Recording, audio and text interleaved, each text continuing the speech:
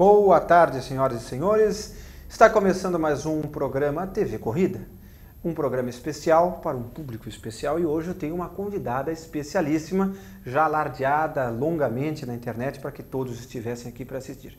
Bia Figueiredo, tudo bom, Bia? Tudo bom, Zé? Joia? Prazer estar com você aqui finalmente. Obrigado, muito obrigado pela sua presença. Acho que eu agradeço também a todos que estão aqui em casa, já mandando as suas perguntas no chat para você.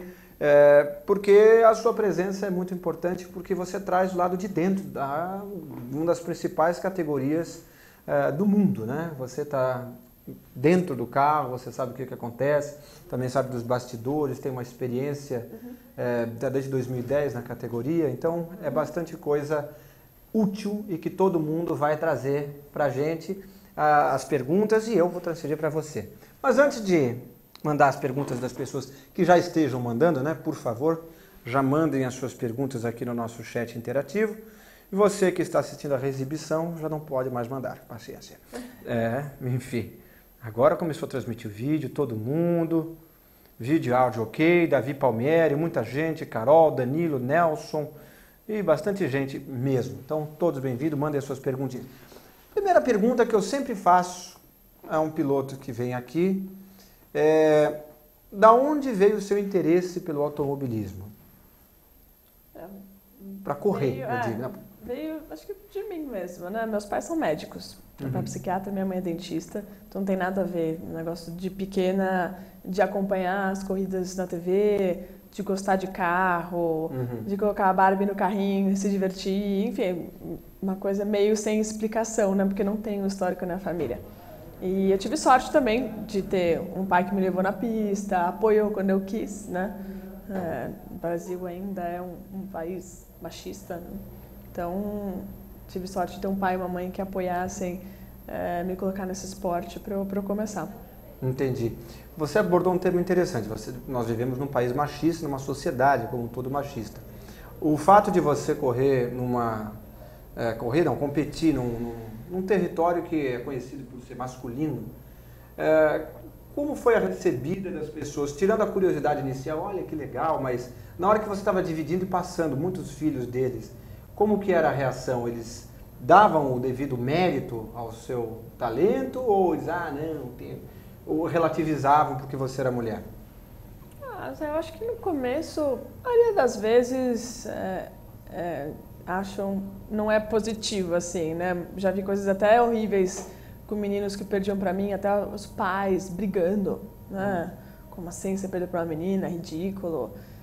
Mecânicos. Então, muitas vezes o menino nem ligaria, mas a parte de fora ali, até as pessoas que apoiavam ele, desaprovavam, ridicularizavam. Criavam um estigma, né? Exatamente. E criavam uma situação muito difícil pra mim dentro da pista, porque obviamente na próxima corrida ele não ia deixar isso acontecer ou iria apelar de alguma forma, como várias vezes aconteceram, para que eu não vencesse, ou enfim. Então, isso foi bem complicado. Depois de um tempo, depois de resultados e eu criar um certo respeito já no kart, as coisas melhoraram um pouco, né?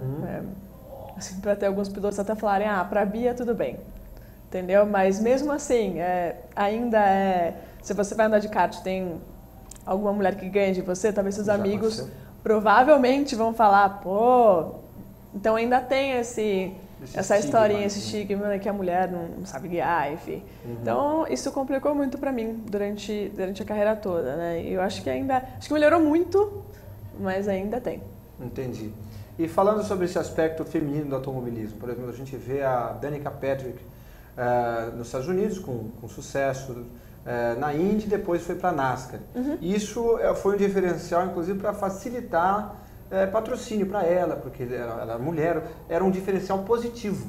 Até porque ela fez na pista por merecer, não é só porque ela era mulher. Senão colocava Gisele Bündchen e pronto, olha, uma mulher correndo, não é essa. Exato. Ela fez por onde? No Brasil, você acha que esse seu diferencial ajuda, atrapalha ou é indiferente na hora de buscar patrocínio? Eu acho que hoje ajuda. Hoje, até por ter chego lá, me mantenho de alguma forma lá, não do jeito que eu quero, mas a gente está buscando isso para 2014. Isso ajuda, as pessoas já reconhecem e por ser única, né? Tem a Débora correndo, enfim, mas internacionalmente, por ser única, as pessoas marcam mais, né? E quando você fala o nome Bia em corridas, as pessoas já reconhecem. Então, hoje ajuda. Acho que no começo foi muito difícil porque não se acreditava, né? Como assim? Tinha gente que perguntava se mulher podia correr. Se mulher podia correr ou se podia chegar na Fórmula 1, se autorizaria um negócio desse. Nossa. Então, você vê como as pessoas têm isso na cabeça e então foi mesmo quebrando barreiras que as coisas foram acontecendo. Interessante, muito interessante. Vamos ver aqui se já tem perguntas. Vê as perguntas boas aí. Pessoal que vier com gracinha. Outra coisa, não sei o Zé já falou que tem umas perguntas. Áudio, não sei se é a televisão que está alta, porque a gente tem um retorno aqui, viu? Você que está em casa. A gente está vendo um retorninho, não sei se tem. É um mini eco. Tem. Só para ver se é desse aparelho ou se é alguma coisa do sistema. Gente, a gente faz TV ao vivo, a gente fala mesmo, a gente brinca, a gente conversa, tudo que tem que falar. Agora sumiu, era ele. Tá vendo? Muito obrigado à nossa produção, vamos aplaudir silenciosamente, senão o microfone estoura. Muito obrigado. Muito bem. Vejamos se já há perguntas. Muito bem. Ó, Zé, deletando um monte de pergunta aí que eu já vi, hein? Olha só. Cadê? Aqui, Raquel Azevedo. Fiquei sabendo que a Bia hoje assistiu uma palestra dela sobre motivação e depois disso sempre penso com determinação, posso chegar lá. Você tem um lado palestrante motivacional? Então, conte sobre isso? Não, eu já fiz algumas palestras para patrocinadores meus, para algumas empresas, né? Muito mais assim, carreira, e depende muito do que a empresa quer, né? Você quer que fale da minha carreira como mulher vencendo num ambiente tão masculino, ou teamwork, como trabalhar em conjunto com homens. Então, isso dá para montar com a minha experiência. Uma palestra né? tailor-made. Isso.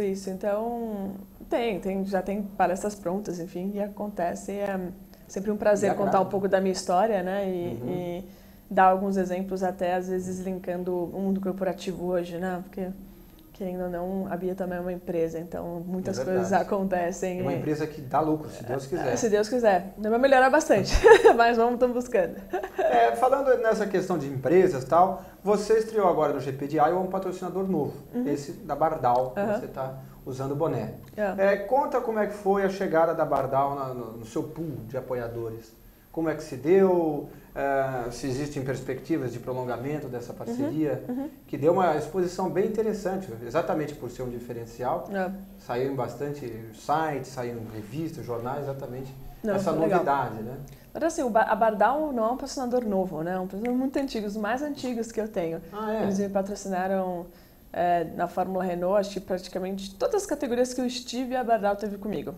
Que nos últimos anos... no último ano a gente não estava junto, né? E aí deu essa oportunidade de Iowa, estava um carro aberto e o Roberto Galvão, que é um grande amigo, um grande apoiador da minha carreira, acabou se interessando e a gente conseguiu colocar um Bardal bem grande lá. Mas assim, é sempre um relacionamento muito antigo, né? De um ótimo relacionamento que eu tive. Infelizmente não teve no começo do ano, no ano passado, mas a gente sempre continua tendo contato aí. Foi muito legal ter essa oportunidade de ter o Bardal, né? No começo do ano inteiro foi Ipiranga. Ipiranga é um excelente parceiro, continua sendo, porque a gente continua as conversas para mais oportunidades, né? A gente está em constante conversa com novas oportunidades para a Indy, até para 2014 também. E acabou surgindo essa etapa de Iowa, que casou com a Bardal e ficou super feliz, enfim, continuar trabalhando para novas outras. Maravilha. E falando sobre patrocinadores e tal, como é que você vê a chance de conseguir fechar o orçamento para mais etapas ainda desse ano? Você já tem algo engatilhado ou vocês ainda não têm certeza do que vai vir pela frente? Não, tem oportunidade, né? A equipe tem revezado aí pilotos, né? A Dale Coyne, o Dale, o próprio dono da equipe, sabe que se surgir alguma oportunidade que não tem um piloto, ele pode contar comigo, como ele fez em Milwaukee, Iowa. Então, as possibilidades podem aparecer, né? E eu vou estar trabalhando aqui para que elas aconteçam mais rapidamente e também trabalhando para o ano que vem, já 2014, para uma temporada completa. Maravilha. E você sente, por exemplo, ano passado você fez 2 etapas. Esse ano você já fez 5, não é isso? Isso. 5 etapas. 7 etapas. 7? É porque tinha rodadas duplas. É verdade. Tem algumas coisas com rodada dupla.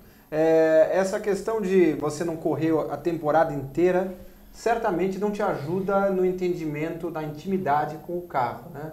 Porque quanto mais quilometragem você tem com o carro, mais você sabe as minúcias de ajustes, de pista, tal. Você sente que essa desvantagem acaba sendo um handicap quando você, por exemplo, volta depois de 2 etapas sem correr ou uma etapa sem correr e você está sempre correndo atrás do prejuízo, você chega em igualdade com as outras equipes? Eu acho que assim, 1 ou 2 etapas não faz tanta diferença, mas assim, igual ano passado, né? Então esse ano 8 meses faz. Então é um carro muito rápido, né? São muitos detalhes. Você chega, até para você conversar com o seu engenheiro, esquece o nome da peça, do acerto, porque você não está constantemente pensando naquilo. Então é um desafio, né? E a gente tem batalhado muito para que essas temporadas todas aconteçam, porque aí você já tem um momento, você ganha desenvolvimento, tem mais chances, né, de em 1 ou 2 corridas ali andar um pouco melhor. A Índia é extremamente competitiva hoje, né? Então pode dizer com certeza que a gente é competitivo, tá sempre ali no bolo, muitos caras que ganharam já estavam atrás, a gente precisa desencantar e chegar naquele top 5, aquela parte mais difícil ali do bolo, né, que é extremamente competitiva, para meio que desencantar. Então precisa realmente de um trabalho longo, né, fazer uma pré-temporada, treinar, porque... Por exemplo, agora está tendo treino em Pocono, Está tendo treino em Pocono, isso. Teve alguns foram para Pocono, outros foram para Mid-Ohio, e eu acho que também teve a possibilidade de alguns irem para Sonoma também. Então... E você chegou a cogitar participar desses, ou essa questão do budget ainda não permitir esse tipo de conversa? Então, ou a Dale Coyne mesmo em si que não está participando? Não, eu entendo que para as próximas provas eles já têm pilotos definidos, né? Então seria talvez alguma oportunidade mais para o final do ano que possa acontecer. Então vou estar em contato com eles, trabalhando as minhas coisas aqui, novas oportunidades também. Então vai ser mais ou menos isso. É interessante você notar, ano passado você correu 2 etapas, esse ano você já correu 7. O que mudou na gerência da sua carreira em relação ao ano passado? Porque teoricamente o seu empresário é o mesmo, a sua ideia de correr o máximo possível é a mesma, só que algo a mais encaixou esse ano, certo? O que você vê, o que diferenciou do ano passado para esse ano ter mais sucesso na sua continuidade da temporada? Então, Zé, na verdade, assim, houve uma mudança no começo do ano, né? O André, que esteve comigo desde sempre, a gente acabou de não estar mais junto. Né? Porque então o seu site me pregou uma peça. Na verdade, assim, o site ainda nem foi atualizado, então acho que nem tem pressa, eu tenho um carinho extremo por ele. Só que as nossas vidas, né, ele tem as obrigações dele. Chegou o momento de virar a página e eu comecei a seguir sozinho. O André me ajudou muito para fechar essa temporada desse ano, né? Pelo menos as 5 primeiras etapas. E aí eu conseguindo de alguma forma conseguir mais 2 aí com a Dale Coyne. Então tem sido uma experiência diferente.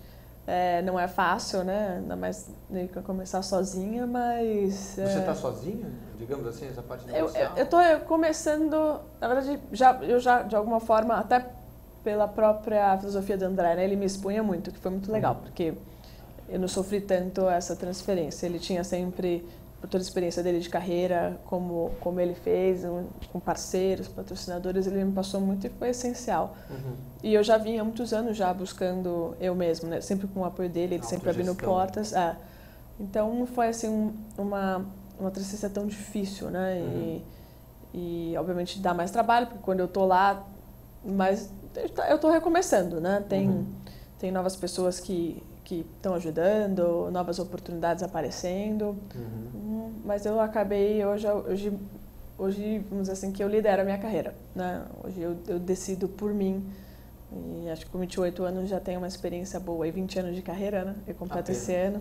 Que a gente pensa que você é jovem, daí a gente lembra que você está correndo há 20 anos, pouca coisa mesmo. Pois é, então hoje eu já me sinto mais confortável para tomar algumas decisões e liderar aí na minha carreira. Na sua bandeira.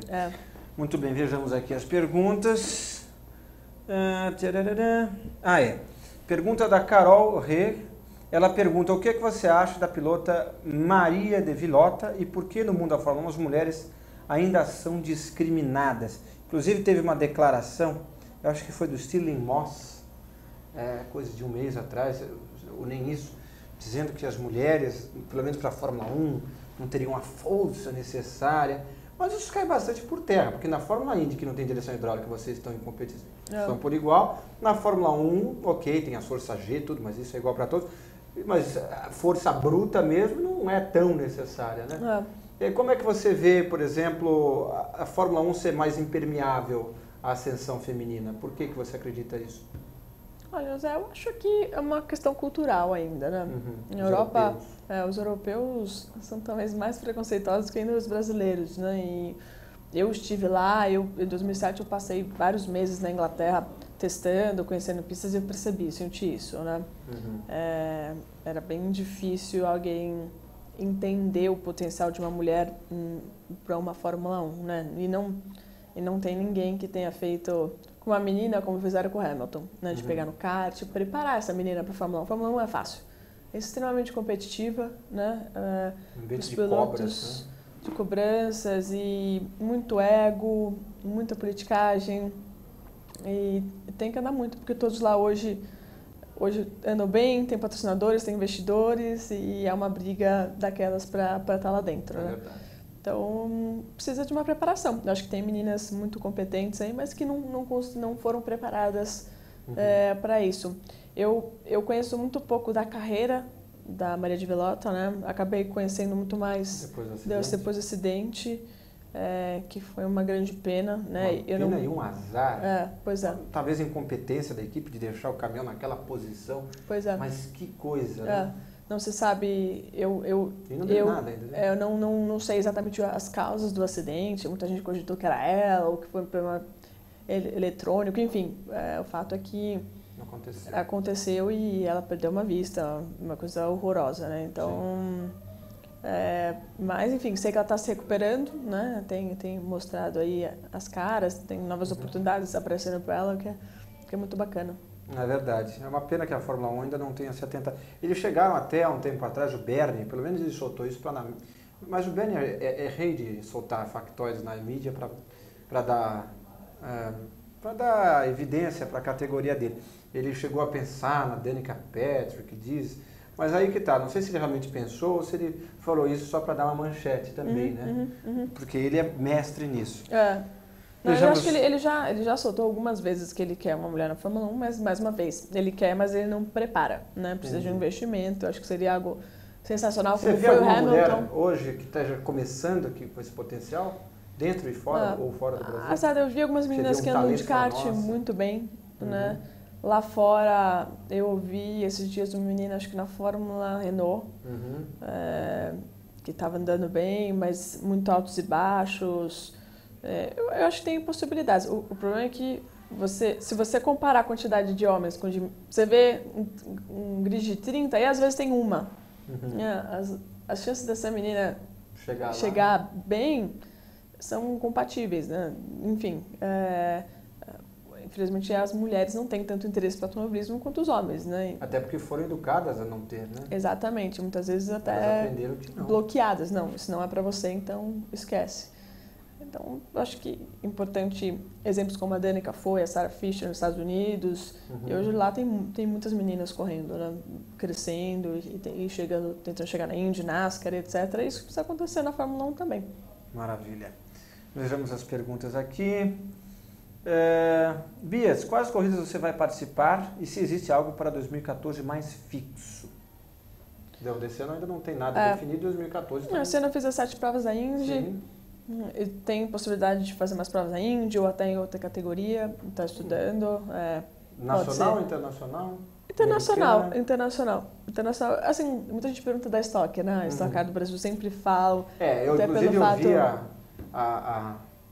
a informação, boato, rumor, que se você quisesse, você teria um carro seu aqui te esperando, bairro Ipiranga. Mas isso é muito diz-que-diz, mas dizem que, tipo, olha, ela só não corre na Stock porque não quer, porque a Ipiranga teria dado para ela o carro desse ano, a temporada inteira, mas tem um risco também, imagino, de você de vir para cá e não conseguir voltar para lá, né? Exato. Pode ser um passo definitivo. Por contrário que as pessoas pensam, eu admiro muito a Stock, é uma categoria, uma das maiores categorias de turismo do mundo, né? E extremamente competitiva. Só que, na minha opinião, e não é nenhum desmerecimento, né? Eu entrando na Stock, vou ter que ficar lá até o final da minha carreira, né? E não é o momento. Mais uma vez, não é um desmerecimento. Eu me vejo na Stock um dia, é uma possibilidade. A Ipiranga, que é um dos maiores parceiros, está lá, já teve possibilidade de eu ir com ela, mas eu prefiro hoje focar na minha carreira internacional. Acho que ainda tem mais oportunidades, né? E, obviamente, se não surgir essas oportunidades, eu entender que é hora de ir para Stock Car, eu vou para Stock Car, numa boa, e espero ter uma chance. A Ipiranga hoje tem 2 carros, tem 2 excelentes pilotos, o Galide e o Thiago. Então, isso precisa entender se é uma possibilidade para a Ipiranga, ter um 3º carro ou não, ou outra empresa. Então, muitas variáveis, né? Exato. Mas eu vou partir de mim, né? Acho que quando eu sentir que é o momento de eu vir para cá, correr aqui, eu vou fazer com a maior alegria do mundo. Entendi. Perguntando sobre o carro da Fórmula Indy, de 2011 para 2012 mudou completamente o carro. Isso te ajudou ou te prejudicou um pouco em relação ao que a sua competitividade geral, ou é indiferente? Não, eu gostei mais do carro novo. A gente não tive a possibilidade de fazer uma temporada inteira com ele, mas eu acho que aerodinamicamente ele melhorou, ele é mais estável, né? Para mim é um pouco mais fácil de guiar. Só que acho que todo mundo também achou isso e está extremamente competitivo. Então, entendi. Mas eu acho que foi uma evolução, é importante, né, ter essa mudança, pelo menos aí no máximo mais 5 anos mudar de carro, não como a Fórmula 1 que é todo ano, mas de alguma forma ir mudando. Tem a possibilidade de estrear os kits aerodinâmicos para o ano que vem, que ainda não está finalizado. Teoricamente devia ter estreado esse ano, mas já jogaram para o ano que vem e não está tão fixo. Exato. Assim, a categoria ainda passa por uma crise financeira, né? Os donos de equipe dizem que não tem possibilidade de fazer investimentos em kits aerodinâmicos. Eu acredito que a Dallara faria algumas opções, a Penske e Ganassi fariam as delas, que teriam que ser liberadas para todas as equipes, né? Então eles não teriam uma grande melhora, né? Porque tudo que eles escolherem eles vão ter que abrir disponibilizar para as outras equipes. Mas é um gasto a mais, obviamente, que as equipes vão ter que fazer se quiserem ser competitivas, e aí é um problema, uma briga ali interna, né? Eu acho que é legal, cria mais diversidade, mais emoção, como criou quando abriram para mais motores, né? Hoje é a Honda e Chevrolet, no passado tinha Lotus também. Motor de dizem que tem a possibilidade de Fiat no futuro. Eu acho que são coisas do automobilismo, né? Que a Fiat e a Chrysler agora estão... Exato. Então, eu acho que essas possibilidades são legais, são importantes, né? Tem um investimento a mais na categoria. Tem uma nova liderança, né? Que é o Mark Miles, que é o novo presidente da categoria, que traz novas ideias, e entendo que são coisas positivas, mas que exigem um pouquinho de tempo aí. Vamos acreditar que vai melhorar bastante. Dizem que o grande calcanhar de Aquiles da Indy, sobretudo no mercado norte-americano, que é o alvo principal dela, seria marketing e, sobretudo, o sistema de cobertura, de transmissão. Porque ela não é dada a ela a devida importância que as equipes esperam. Inclusive o Franchitti falou isso no ano passado aqui em Interlagos, aqui no AMB. E ele se queixava da pouca exposição, que não transmitia todas as coisas ao vivo, era um canal menor. Você vê isso mudando, ou você acha que, infelizmente, é isso que vai ter que ser, vão ter que se virar com isso? Não, eu acho que é um dos desafios da categoria, né? Eles têm grandes patrocinadores como a Ganassi, Verizon, e não estar em TV aberta todas as corridas é um problema, né?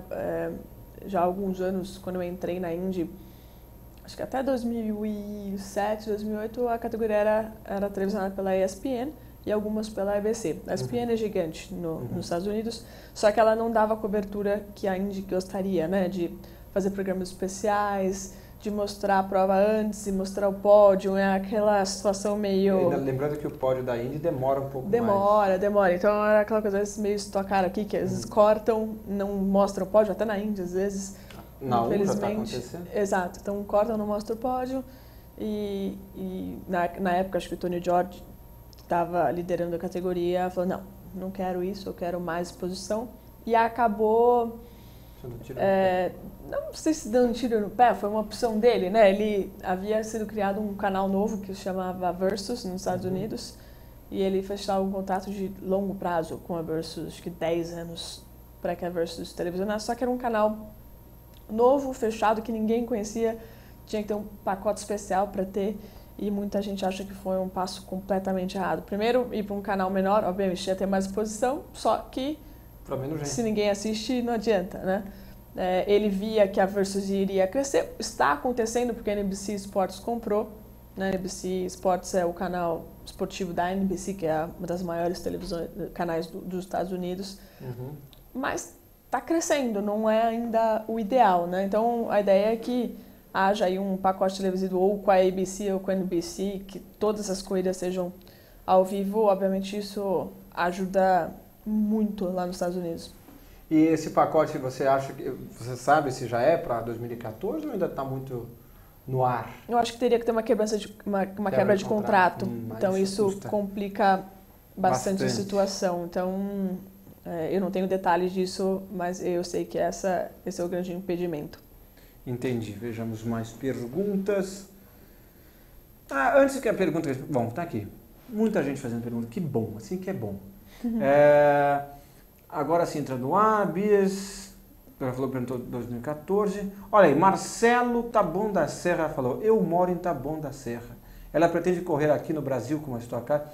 Notei que ele tem um certo orgulho de Taboão da Serra. Eu sou taboanense, né? Moro em Taboão. Como que é que ele nasce lá? É taboanense? Taboanense, Taboanense, olha, vivendo e aprendendo. Pois é, eu mudei para lá com 6 anos, né? Uma casa meio sítio dos meus pais e... Quando eu estou no Brasil, eu estou sempre lá, então tá bom, é a minha casa aqui no Brasil. E você gosta de lá, um clima mais tranquilo, imagino, né? É tranquilo, mas hoje eu não estava muito feliz, quando eu peguei 1h20 de trânsito para ir para São Paulo. Então tem seus prós e contras, né? A chuva realmente complicou a situação hoje. Essa noite foi boa para dormir, chuva a noite inteira. Para acordar foi difícil, né? Foi. Porque não continuou chovendo. Dava vontade de ficar eternamente na cama. Nem me fale. Vejamos aqui mais pergunta. Pergunta para ela, por favor, se eu posso correr já. Como assim? Avisa meu pai que ela já começou a correr com 8 anos. É uma menina, mas não diz o nome, poxa. Cadê o seu nome, moça? Nona. Acho que é Davis. Pergunta do Davis. Bia, é muito caro se manter na Indy? Quanto custa uma temporada na Indy? Numa equipe como a Dale? E se por etapa também, se você puder falar esses números, né? Só para a gente ter uma ideia. O ideal e o que geralmente se pede é em torno de 4, 5 milhões de dólares por ano. Né? Obviamente, você vai com equipes que têm mais estrutura, isso varia dos itens que você coloca no contrato, né? Que obviamente vão aumentando, engenheiro tal, número de testes, influenciam muito. E a própria estrutura da equipe, né? Você vai, por exemplo, ano passado, quando eu corri pela Andretti, você vai na equipe e tem 10 caras de comercial e marketing, outros têm 5 assessores de imprensa, outra estrutura, 6 categorias, é um negócio gigantesco, eu acho que nem se passasse lá 2 anos, talvez acho que eu soubesse o nome de todo mundo. A Delcone já é uma equipe pequenininha, você vai lá, tem 20 pessoas, muito mais focado, um assessor de imprensa que às vezes nem vai na corrida, então isso varia e obviamente são as diferenças aí de valores. É interessante você falar dessas diferenças de equipe, né? Esse ano a gente, quem acompanha em casa, a Fórmula Indy, sabe que a Andretti cresceu muito nessa temporada, mesmo no ano passado, eles cresceram muito, foram campeões, né? E a Chip Ganassi, ao invés disso, caiu bastante de rendimento. Você acredita isso parcialmente a motor, a mudança do carro? Por que, por exemplo, a Penske continuou mesmo com o carro novo mantendo um bom momentum, vamos dizer assim, e a Chip Ganassi perdeu tanto? Como é que você vê esse despencar da Chip Ganassi e essa ascensão estável da Andretti? Esse ano tem sido muito atípico, né? Você vê quantos vencedores a gente teve, o Sato liderando até Indianápolis, depois o Marco Andretti, teve muitas surpresas aí, acho que positivas, são legais para a categoria. Ainda assim se mostra uma força muito grande dos motores Chevrolet em cima do Honda. É pequeno, mas faz diferença, né? Tudo lá 2 décimos já é muito. Então, em Indianápolis e muitas corridas a Chevrolet tem dominado. Né? O fato dela ser biturbo, 2 turbos de baixa pressão. Exatamente. Quem está em casa, não sei se sabe, é o seguinte, na Indy atual, a Fórmula Indy tem 2 motores, né? Tinha 3, porque a Lotus, mas a Lotus era um motor de roçadeira de grama. Isso. Até perguntei... Roçadeira de grama. Eu entrevistei o francês, o Bourdais, e ele falou que... Eu perguntei, e aí, o que você acha dos novos motores?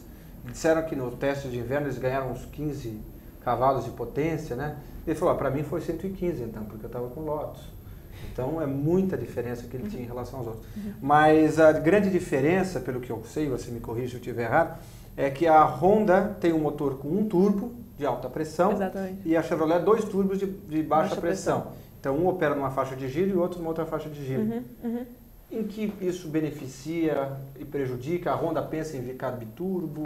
A Honda fez essa escolha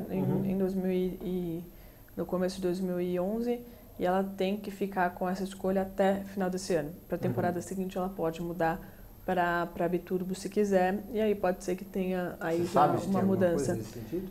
Acredito que sim. Eles entendem que está um pouquinho abaixo, né? Isso é uma das grandes brigas até com a Ganassi, porque a Ganassi obviamente lutava pelo título e atualmente está fazendo figuração de luta. Tá realmente difícil. O Dixon e o Franchitti estão sofrendo esse ano. Então eu entendo que tem aí uma ideia da Honda de ser a biturbo pro ano que vem, né? As melhoras lá são constantes, né? Você vê até por etapa, até Indianápolis a gente tinha um motor que veio com um update que ganhou para oval até 1 milha e 2 milhas a mais, né? Então que é muito, né? Os recordes foram, hoje a gente bateu o recorde esse ano de 10 anos, né? na Indy. Isso não quebrou mais porque choveu, então o emborrachamento foi caído. Então eles têm essa constante melhora, então faz muita diferença. Em Milwaukee eu corri com motores atualizados, é uma mega diferença, é muito difícil. Então, enfim, eu acho que tem um trabalho aí, né? Grande. Provavelmente a Chevrolet vai continuar melhorando e a Honda vai correr atrás. Né? E tem essa possibilidade de ser biturbo para o ano que vem. E a maior diferença é o que eu já andei com motor Chevrolet e Honda, geralmente na saída de curvas, né? Na aceleração, quando você dá o pé, o biturbo ele tem um crescimento maior, depois se estabiliza. Mas em alguns circuitos realmente faz muita diferença. E no Honda é uma patada de uma vez, meio que vai de uma vez você tem como, os dois eletronicamente, que você tem como dosar essa patada, né, do turbo. Obviamente quando a Chevrolet quer, né, quando você já... Porque o turbo ele demora um pouquinho para acionar, né? Você dá o pé, turbo lag, né? Ele demora 1 ou 2 segundos, mas quando o Chevrolet vem, eu acho que uma faixa ali de torque de aceleração, ele consegue ser melhor que o Honda, e aí que tem a maior diferença. É interessante, eu lembro que ano passado, entrevistando o Elinho, ele tinha comentado que, aparentemente, isso era bem no começo do ano, né? Que havia uma expectativa de que os Honda se dariam melhor nos ovais, exatamente por causa de ser um turbo só. Isso acabou não sendo bem verdade. Mas nos ovais, meio que parece que a diferença diminuiu realmente um pouco pela essa questão de ser turbo ou 2, né? Que na verdade o que acontece é que como aconteceu em Indianápolis no ano passado, quando o Franchitti ganhou em temperaturas elevadas, o Honda ele consome menos combustível. Nos ovais isso faz uma grande diferença, né? E principalmente quando a temperatura está maior. Como menos, mais ou menos, você sabe? O quê? Quanto menos de gasolina? Por exemplo, uma janela de 50 voltas no Chevrolet. Em Indianápolis, para você ter uma ideia, né, nas 200 voltas o Franchitti conseguiu fazer um pitch a menos. Bastante. Então, em Indianápolis é gigante isso, né? Você consegue fazer um pitch a menos. Então, eu não sei assim em porcentagem, mas para te dar uma ideia. A gente faz em Indianápolis por volta de 6 a 8 pit stops, né? Dependendo de bandeiras amarelas. E o Franchitti conseguiu fazer um pit stop a menos. A menos do que a média. Interessantíssimo, interessantíssimo. Bom, descobri o nome da sua amiga que quer correr, que está assistindo o programa com o pai, e que o pai está pedindo, que ela está pedindo para você convencer o pai dela. O nome dela também é Bia. E tem É mesmo? anos. Olha só, a Biazinha aí. Ô Bia, pai, poxa vida, eu vou marcar o encontro do seu pai, Bia, com meu pai. Ver se ele abre a cabeça. E você que já faz a gestão da sua carreira, olha aí, já pega uma outra Bia. É verdade, já tem que Bia começar. Você vê? Bia, exatamente. Vamos lá. Aqui, Bia, eu tenho 8 anos, sou sua xará. Meu pai ainda não deixa eu correr. Ele está assistindo, fala para ele que eu posso correr. Poder pode, ele só tem que apoiar, né? Patrocinar no início, porque o automobilismo, infelizmente, é um esporte dispendioso. Que exige um investimento grande, principalmente no começo, né? Até que você tenha os seus apoios aí, enfim, nome para correr. É verdade. E quem está aqui também é o Giovanni Queiroz. Giovanni com uma grafia bastante singular. G-Y-O-W-A-N-N-Y. Olha. Giovanni Queiroz perguntando, Bia, na sua opinião, falta investimento no Brasil para formar pilotos ou é mais fácil correr lá fora para ganhar experiência e conseguir chegar nas etapas, nas categorias de topo?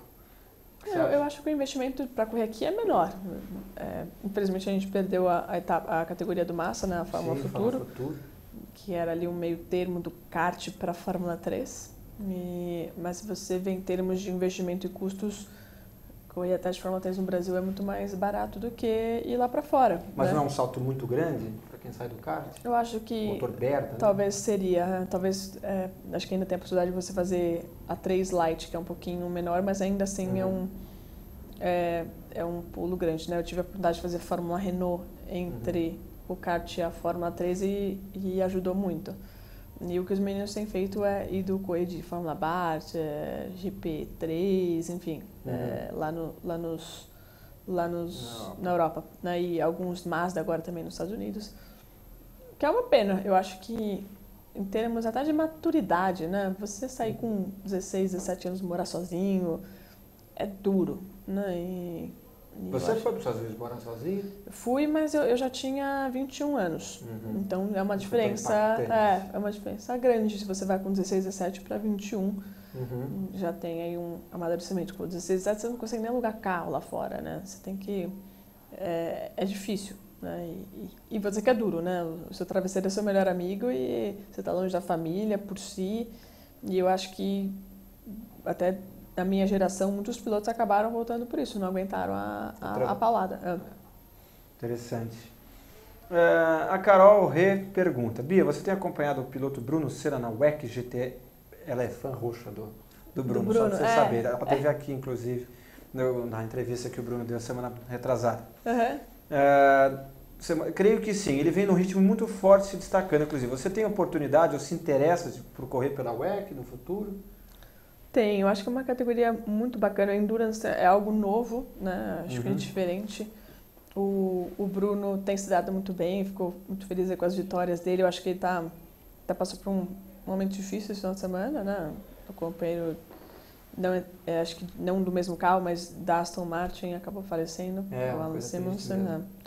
Eu já vivi isso, infelizmente, na Indy com o Dan Weldon e é realmente muito impactante, né? Mas em termos de sucesso, acho que ele está muito mais feliz, né? A gente pilotou, normalmente a gente quer muito andar no topo, mas o mais importante às vezes também é andar bem, né? Andar então, bem e tem essa feliz. possibilidade. Estava, pelo menos, liderando na categoria dele antes da corrida, porque daí o companheiro bateu e tal. Mas se sentir competitivo, né? Exato. Às vezes ele estava... Ele contou aqui que ele tinha a possibilidade de correr na Fórmula 1 esse ano, mas seria numa equipe lá atrás, fazendo figuração, gastando os tubos para isso. Talvez não fosse o momento para ir correr por correr, né? Exato. Então, eu acho que uma corrida sensacional vai vir aqui para o Brasil em começo de setembro, né? Sim. O Emerson organiza. Vai Emerson Fittipaldi, exato. Então, Aliás, como é que é a sua relação com os outros pilotos brasileiros da Indy, seja os atuais, seja do passado? E aí a gente pode colocar o Tony, o Hélio, o próprio Emerson. Muito bom. O Hélio e o Tony, a gente está mais juntos, né? Mesmo assim, às vezes é difícil de se encontrar no final de semana.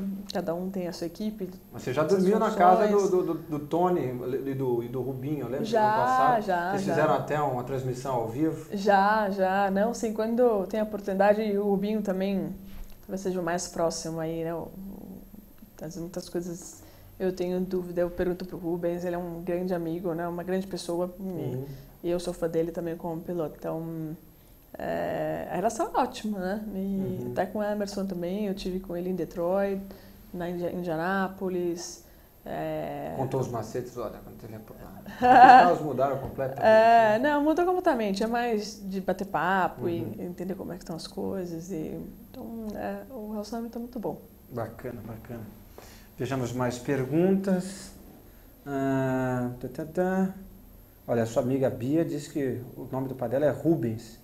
Ele não deixa porque acha que eu sou muito nova. Com que idade você começou a correr de carro? Eu comecei com 8 anos. Olha aí. Então, Bia, fala pra ele que... Seu Rubens agora... Você tem aí uns 2 anos no máximo, porque 8 anos eu comecei bem novinha, uns 10 talvez seja aí uma idade razoável pra começar. Então vai começando, porque eu demorei um tempinho. Eu vi um kart pela primeira vez quando eu tinha 5. Demorei uns 3 para convencer meu pai. Então tem tempo. Mas olha, então já vai a dica, já vai guardando dinheiro. Porque quando começar com 10 vai custar caro. Vai custar caro. E vai ficando cada vez mais caro. É verdade. Bia, o que você acha dessa polêmica da Mercedes na Fórmula 1? Você acha que a punição foi muito branda? Esse jogo político te incomoda quando você ouve? Sobretudo na Fórmula 1, essa questão política? Olha, eu acho que...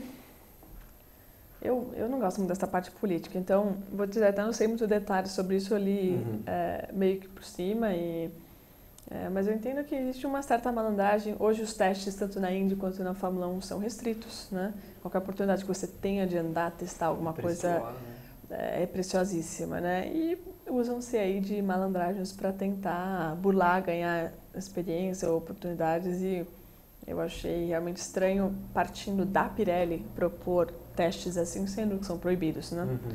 E, enfim, eu particularmente não me sinto apta a dizer se foi branda ou não. Todo mundo tem dito que sim, mas eu acho realmente muito estranho, né? Não tem como você esconder, não tem como você esconder algumas coisas, né? Esse teste ter acontecido ainda com aí o suporte da Pirelli realmente é muito estranho. E quem é o seu ídolo? Quem te inspirou a correr? Pergunta do Nelson Murak. Bom, quem me inspirou a correr, para mim, foi o Ayrton, né? E o Emerson, que na época que eu também comecei, o Emerson estava bombando na Indy, né? Então, domingo era domingo de manhã Fórmula 1, domingo à tarde Fórmula Indy em casa. E acho que eles foram os grandes, na época áurea do Brasil, no automobilismo. E acho que foram os caras que eu tive como referência para começar, né? Mas assim, minha grande paixão de pequena era o Ayrton. Entendi. E o Brasil, infelizmente, perdendo cada vez mais território no automobilismo, né? A gente teve uma perda de Jacarepaguá no ano passado. Esse ano que vem, aliás, 2014, deve ser o último do autódromo de Curitiba. Mesmo? Dizem que vai virar um condomínio. Porque aquele autódromo já é privado, não é da prefeitura. Exato, É de um entusiasta, mas dizem que vai virar um empreendimento imobiliário, um condomínio. Então a gente vai perdendo. Além disso, não temos uma categoria, como você mesmo falou, com a Feira da Fórmula Futuro, uma categoria de escola nacional, né? Temos algumas iniciativas no Sul. Até estava falando com o Lito Cavalcante, ele contando que no Sul eles têm um trabalho bacana, regional, com corridas em várias pistas lá do Rio Grande do Sul e tal. Mas falta o investimento no Brasil inteiro, né? Então, realmente, uma pena. Como é que você vê o rareamento de pilotos que chegam em categorias de monoposto? Porque hoje em dia o turismo está muito em alta, os gentleman drivers estão com tudo também, mas piloto profissional que quer seguir carreira e que consegue se destacar no monoposto é cada vez mais difícil. Como você enxerga isso? A que você acredita essa dificuldade atual? São tantas teorias, né? O fato é que, até pelo fato de a gente não ter... Acho que na Indy a gente está bem, né? O Hélio está liderando o campeonato, só ninguém as 500 milhas, mas a gente teve anos muito difíceis também. De 2011, o brasileiro venceu. Na Fórmula 1, o Massa acho que teve uma melhora, mas falta talvez aquele ídolo, né? E acho que as crianças têm, até por tantas opções no esporte, tem muito tempo perdido no interesse pelo automobilismo, né? Então não tem aquela paixão que tinha antigamente para se correr. E eu acho que as pessoas estão muito mais racionais hoje, né? Antigamente eu ouvia muito mais o pai que gastou tudo para o filho correr, investiu tudo na Europa. Você vê que cada vez menos meninos indo para fora, tentando o automobilismo europeu, internacional. E sempre foi assim, né? Muitos tentavam, mas 1 ou 2 no máximo chegavam, né? E eu acho que a gente vai continuar com essa base. O problema é que são poucos chegando lá fora já. E mais difícil ainda para chegar na Fórmula 1. Não, você vê Fórmula 1 e Fórmula Indy. Quando é que você fez o seu caminho pelo automobilismo norte-americano? Você mesmo falou que você chegou a testar na Inglaterra, na Europa, mas em algum determinado você falou, não é por ali, eu vou para a América. O que te motivou a ir para a América e não para a Europa? Eu fiz a Fórmula 3 em 2006 pela Cesário, e o André junto com o Cesário, que agenciaram minha carreira, a gente planejou, ficou meio tarde para tentar fechar uma temporada de Fórmula 3 lá fora. A gente optou por se preparar, né? Então, em 2007 eu fui treinar na Europa, fiz vários testes pela Fórmula Renault com a High-Tech, né? Realmente mais para conhecer as pistas da Inglaterra. E teve a oportunidade também, a gente tentou de fazer teste de Fórmula 3, tentar uma possibilidade de se tornar um piloto de fábrica, mas eu sentia que tinha um total desprezo, vamos dizer assim, por ser mulher, né? Acho que fiz até um teste de Fórmula Renault inglesa que eu terminei bem, entre os top 6. E mesmo assim não tinha assim, um reconhecimento, né? Então isso realmente deu uma abalada. Surgiu a oportunidade de testar nos Estados Unidos também, até porque o André é extremamente influente na Fórmula Indy. Eu fui lá e me dei muito bem no teste e a própria equipe trabalhou para me ajudar a fechar a temporada, né?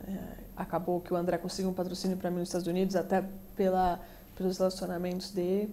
E tudo acabou me levando para os Estados Unidos, né? Em termos de facilidade, patrocínio, visibilidade, né? Porque até então a Band também estava cobrindo já as provas da Indy Lights.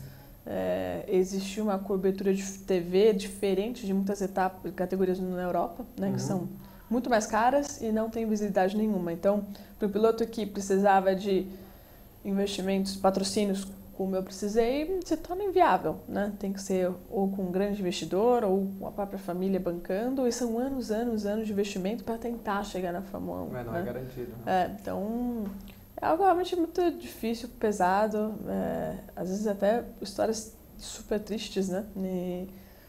Então, às vezes não é também só o dinheiro, né? Precisa muitas coisas encaixarem para dar certo. Né? É verdade. Mesmo por categorias de acesso, por exemplo, hoje, uma temporada na GP2 é 2 milhões de euros. Exatamente. E não é garantia que você vai. Por exemplo, o campeão da GP2 é piloto de teste da Lotus. Não andou 1.000 quilômetros, não andou 1 quilômetro, aliás, não andou 1 quilômetro. Ainda não treino livre, nem nada. Pois é. Então, bom, assim como na Fórmula Indy, hoje na Fórmula 1, você tem as grandes equipes, né? A Ferrari, a Penske, Ganassi, Mercedes, algumas que têm os seus patrocinadores e contratam os pilotos, mas a maioria, o piloto precisa ajudar com alguma coisa. Ou o próprio Rubinho precisa de budget para a Indy do ano passado e tentou para esse ano também. Acho que até, se você for ver bem, o Tony, né? Também? Dizem que ele não está garantido até o fim do ano. O Hélio tem os patrocinadores dele pessoais, que não sei exatamente se entram na equipe, mas já tem essa possibilidade. Antigamente eu penso que era extremamente fechada. Então, até pelo fato de muitas empresas querem se associar com um piloto, não com uma equipe, né? Interessante, isso é bem diferente. Então, as coisas mudaram, né? Então, tem que se adaptar. E você acha, por exemplo, falando do Tony, você falou uma coisa interessante. O Tony, esse ano, quando começou a temporada, ele não tinha o budget fechado para a temporada inteira. Aí ele ganhou as 500 milhas de Indianápolis, depois em Texas chegou num bom terceiro lugar, agora chegou em terceiro de novo. Você acha que, sobretudo, a vitória nas 500 milhas dá um boost para o ano que vem? Ou essa mídia que ele gerou, com méritos todos, não chega a trazer frutos tão longos a ponto de influenciar no budget do ano seguinte? É difícil, acho que só ele mesmo para dizer, né? Mas em geral, eu digo.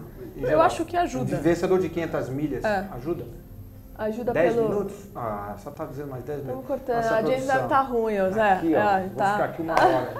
Enquanto tiver energia elétrica, a gente vai.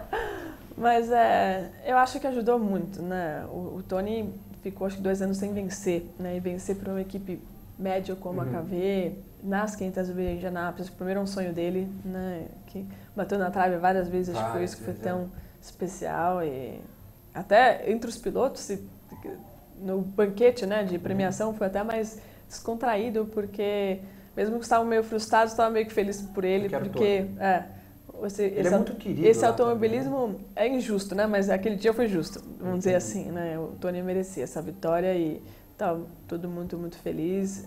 Ele tem talvez um dos pilotos, acho que mais querido em Indianápolis, impressionante. As pessoas gostam dele. Por que isso? É pela personalidade dele? A personalidade dele, né? Ele é brincalhão, ele fala bem, ele trata bem as pessoas. As coletivas de imprensa que ele tá... Bom, ele é um palhaço, né? É muito Enfim, engraçado. Então, a gente se diverte, cria um ambiente muito mais descontraído, né? As pessoas realmente têm um carinho... E ele tá há 15 anos, sei lá, 15 anos, né?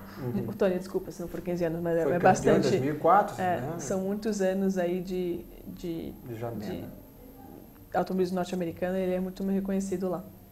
E a Bia Figueiredo, pessoa física, tirando um pouco atleta, o que é que você gosta de fazer nas suas horas de folga? Você gosta de ler? Seu hobby? Você tem algum hobby? Não vai falar que é onde seda preto e lá Carla Pérez, né? Não, eu particularmente sim, eu tenho viajado muito esses tempos por causa das corridas. Agora eu já vou começar a focar aí em novas possibilidades, futuro. Então quando eu tenho meu tempo livre, eu gosto de ficar com família, amigos. Gosto de viajar, ir pra praia, amo praia. Amo praia, sou apaixonada. Onde você vai? Em que praia você costuma ir aqui no Brasil? Então, meu pai é carioca, né? Então eu vou muito ao Rio. Itaipiranga era no Rio, então muitas vezes estava lá, estava útil ao agradável. Fica na praia, tomando Ubatuba. Sol, eu vou correr, ou simplesmente pulo no mar, já ajuda muito. Me sinto super bem, né? Mas assim, gosto de estar mais com meus amigos, família, adoro jogar cartas, divertir, descontrair. Então, pra mim, assim, qualquer lugar é bom quando você tá bem acompanhado. Então, dá pra se divertir. E você está bem acompanhada? Você está namorando? Tô namorando, Quanto tempo tá namorando? Olha, já vai fazer uns bons anos. Teve umas quebras aí, né? Sempre tem os altos e baixos. Mas eu conheço já há muitos anos. Já. A gente se conhece já há uns 12 anos. Então, Uau, que bacana. Então... Vou terminar. 5 minutos, é isso? Muito bem. O pessoal está fazendo pressão para terminar, porque tem outro programa depois, né, gente? A gente tem que continuar. Mas, certeza. Enfim, então você está feliz? Não, tudo bem, tudo feliz. Obviamente os desafios nunca param, né? Mas estou feliz, estou indo de novo agora para os Estados Unidos na semana que vem. Vou estar acompanhando a prova de Pocono, já com perspectivas aí para o futuro. Tenho umas visitas em Nova York, em Miami, onde focando aí em possibilidades futuras, né, para 2014. Entendi. Pergunta mais aqui da Débora. Você tem algum animal de estimação? Cachorrinho, gato, periquito? Não tenho. Eu tive muitos anos num casal de schnauzers, meus pais tinham. Eu amo cachorro de paixão. Mas até pela minha vida, a minha irmã também é super corrida. E os meus pais. A minha irmã, ela é turismóloga e fez também pós-graduação em administração. Não exatamente, né? Mas ela também fez pós-graduação em business, extremamente inteligente, intelectual, só que ela é totalmente fora de esportes em si, ela não é muito ligada a esportes, fala várias línguas, adora viajar e ela trabalha numa empresa chamada EF, né, que cuida faz intercâmbios culturais. Interessante. Bom, o programa já vai terminando, então é hora de eu divulgar o ganhador da promoção da jaqueta autografada do Bruno Senna. Eu tô nessa também? Você mandou a mensagem? Pô, não mandei, mas dá pra colocar agora? Dá pra colocar? Eu precisava saber disso. Pois tá vendo? Eu vou cobrar do Bruno depois. Pode cobrar dele. Você vai ter que ir até Mônaco para fazê-lo, mas vai. Segundo a nossa banca de avaliadores, não fui eu que escolhi sozinho, existe uma banca de avaliadores, a frase foi escolhida pelo Ivansky. O Ivansky disse: mereço ganhar, pois vejo que você, Bruno, não quer carregar um legado, mas sim escrever sua história e deixar claro que você assina como Senna, Bruno Senna. Essa é a frase vencedora do Ivansky. E por que essa frase foi escolhida? Porque 95% das frases que vieram faziam a óbvia e merecida reverência ao Ayrton. Mas a promoção era sobre o Bruno. E eu acho, e junto com os outros avaliadores, que era interessante a gente dar o foco ao Bruno, né? Você está ganhando uma jaqueta do Bruno, então nada mais interessante do que você falar algo referente ao piloto em si. Por mais que o Ayrton mereça todas as reverências e tal, esse é o Bruno. Então eu acho que é bacana a gente falar sobre ele, e o Ivanski falou exatamente sobre isso, que também tem a ver com aquele peso dele ser sobrinho do Ayrton. Então ele é o sobrinho do Ayrton. Eu acho que isso aqui mostra exatamente aquilo que muita gente quer que é vê-lo se tornar não mais o sobrinho do Ayrton, mas o Bruno, que ele já é, mas nem todos ainda enxergam. Então, meus parabéns ao Ivanski, que por favor mande o seu e-mail com o endereço tudo direitinho para o contato@joseinácio.com. Você tem endereço de contato, você tem Twitter, você tem Facebook, você tem site, pode passar tudo para quem está em casa. Temos praticamente tudo. Eu também adoro mexer com Twitter, Facebook, enfim, né? Mas é tudo bem focado no BIA Racing, né? O site é www.biaracing.com. Sem BR. Sem BR. É igual o joseinácio.com. Mais fácil, né? Então, eu acho, mundial. Curta. O meu Twitter é BIA Racing, meu Instagram é BIA Racing, o Facebook tem o meu, que é o Ana Beatriz Bia Figueiredo, e tem o da torcida Bia Figueiredo também, que é fantástico. As meninas lá de Brasília fazem um ótimo trabalho atualizando, fazendo promoções. Vocês podem escolher aí quem seguir, fiquem à vontade. Muito bem, pessoal. Eu agradeço a todos que estiveram aqui no nosso chat interativo. Algumas perguntas não puderam ser feitas porque o tempo é curto, infelizmente. Mas agora já são 3h10, né, gente? A gente realmente se prolongou um pouco. Então, eu agradeço a todos que estão em casa, agradeço sobretudo a você, Bia. Imagina, prazer. Muito obrigado. Obrigadão. Espero que você volte aqui outras vezes, inclusive pode ser semana que vem já, para a gente aprofundar mais essa conversa, fazer mais as perguntas que as pessoas de casa tanto têm prazer em fazer. E obrigado por trazer o seu ponto de vista, o ponto de vista de quem está do lado de dentro da Fórmula Indy, que é algo muito privilegiado e que o pessoal aqui de casa sempre gosta muito. Então, até a semana que vem, aqui no TV Corrida, quarta-feira, às 2h da tarde, sempre ao vivo. Tchau, tchau.